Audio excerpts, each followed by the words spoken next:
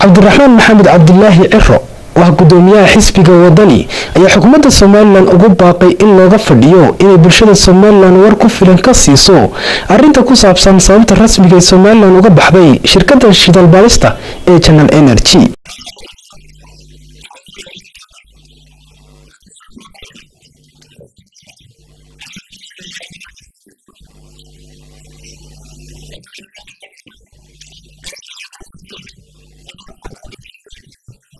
geesta kale gudoomiyaha xisbiga kulmiye Muuse Biixi Cabdi oo isna ka hadlay arrinkaasi shirkadda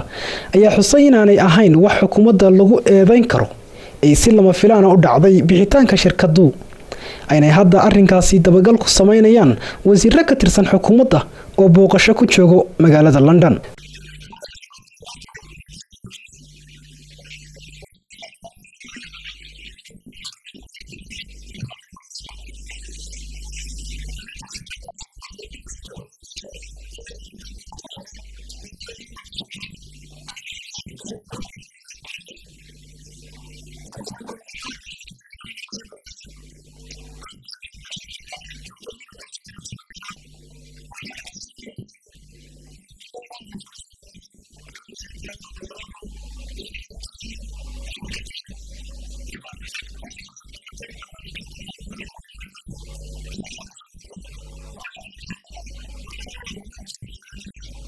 gudoomiyaasha labadan xisbi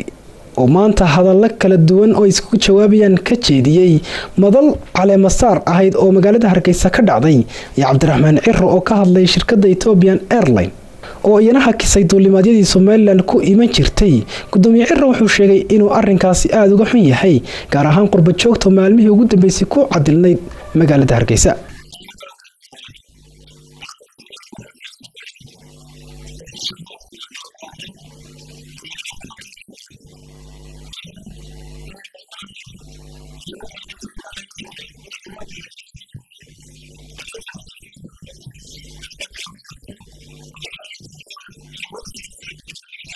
gudoomiye Muuse Biixi Cabdi oo ka hadlaysna arrinkaasi shirkadda duulimaadyada ee Ethiopian Airlines ayaa sheegay inay tahay mid shirkaddu ay u madax bannaan tahay maqnaanshiyaheeda balse ta kaliya ay ka codsanayaan ay tahay inay shirkaddu dadka meelayso.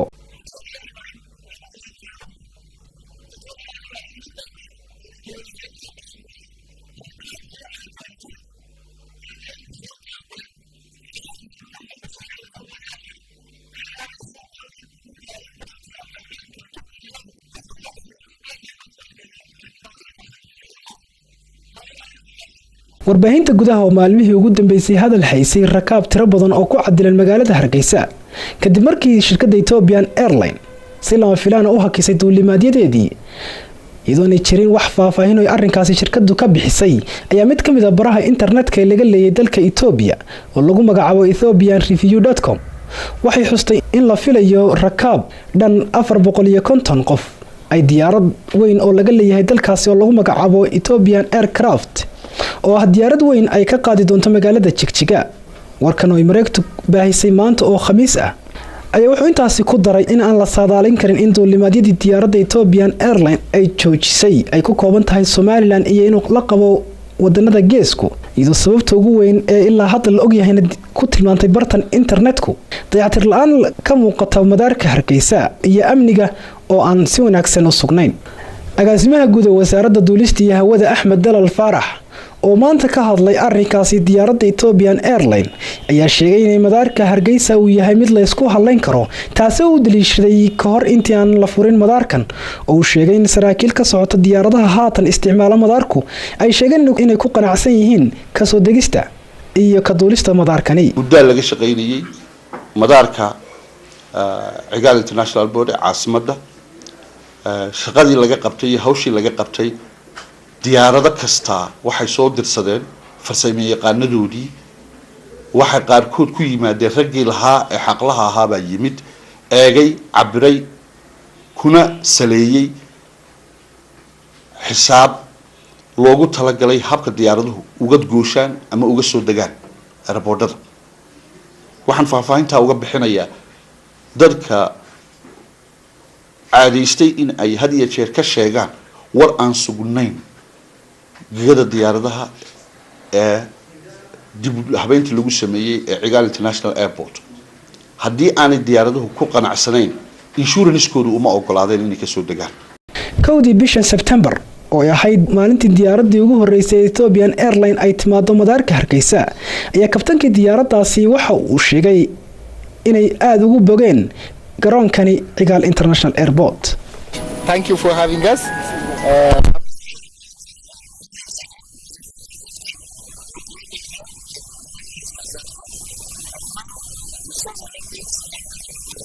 waad mahadsantihiin martiqaadkiina waxaan halkan nimi 4 sano ka hor anagoo wadna diyaarad Fokker 15 waqtigaasi garoonku sidaan uma fiicneen laakiin hadda waan aragnay runway-gu uu cusub yahay waxaan ka wanaagsan yahay